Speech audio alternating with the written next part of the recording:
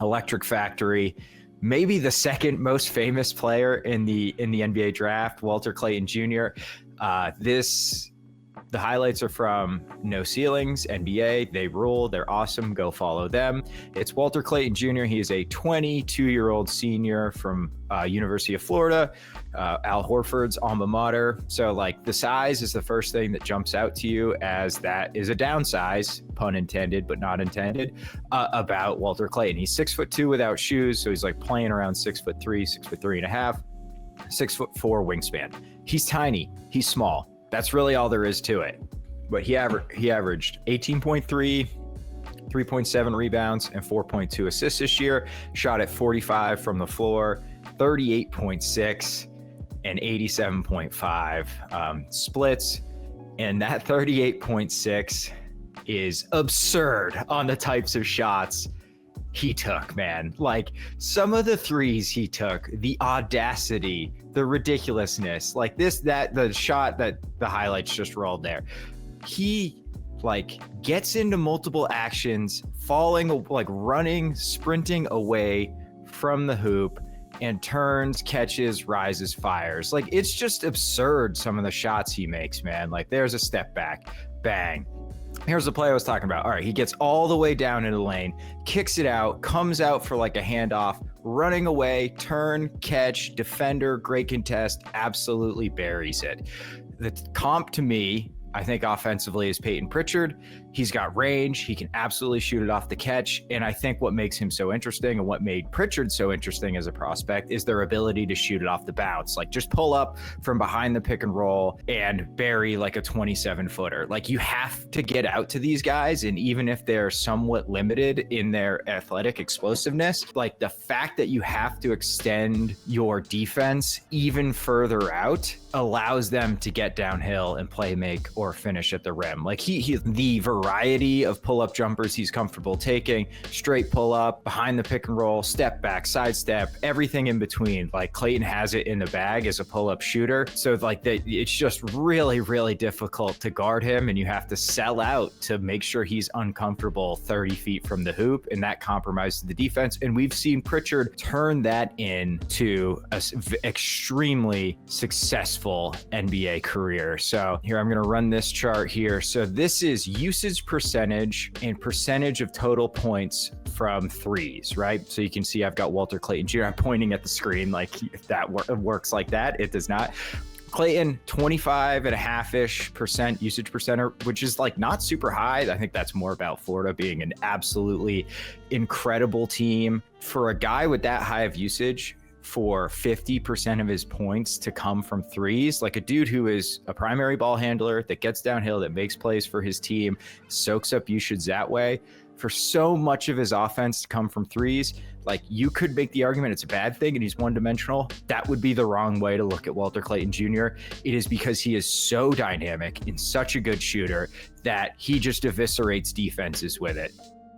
And then like off ball, like, okay, I'm talking about the step backs and the pull up game, like the way he gets in and out of off ball actions, he's just a good mover. He's really decisive in and out of his cuts. Like he will, like so many plays where he like runs the get action, where it's like pass to a big, go get a handoff from the big, and then like make a play out of that, almost like it's a pick and roll. It's absurd, man. Like he just does not stop moving once he gets off the ball. And I think that's a part of his game that is unique if you're comparing him to someone like Pritchard, where Pritchard isn't totally that type of player. And part of that's kind of how the Celtics play offense. But Clayton is like, I think if you just want to be like, hey, you're an off-ball shooter now, I think he would thrive in that role too. He's just a great mover. He's really smart, and he understands like change of pace and how to use his speed and his quickness to get himself open. Even if he's not elite athletically, I do think people kind of underrate his athleticism. And like, so if we've got this foundation of just an absurd shooter, as we run through like all these absurd threes he made in the NCAA finals or in the NCAA tournament, that shooting allows him to get downhill. And he's a pretty damn good finisher for his size. He can finish with both hands. And there's just something about the way he gets to the rim and just sort of like glides around guys that I find really compelling. So I was kind of against drafting another small kind of guard, but the more I watch of Walter Clayton Jr., I kind of see why people love him. And look, like, is there concern some of these finishes don't work against NBA defenses? Maybe, yes, sure, but he didn't have any problems in college. He shot nearly 60% or 59% from 2-point range, which includes a lot of pull-up middies.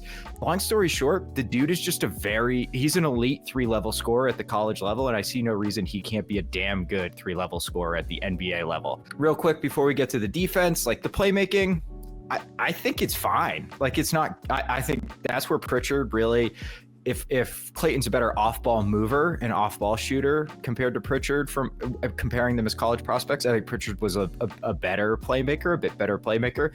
I think Clayton makes the read, he makes the right read, and he gets off the ball. And like, he's not, Ryan Nembhard, where he's passing guys open and he's averaging 10 assists. He averaged 4.5 assists. It's whatever.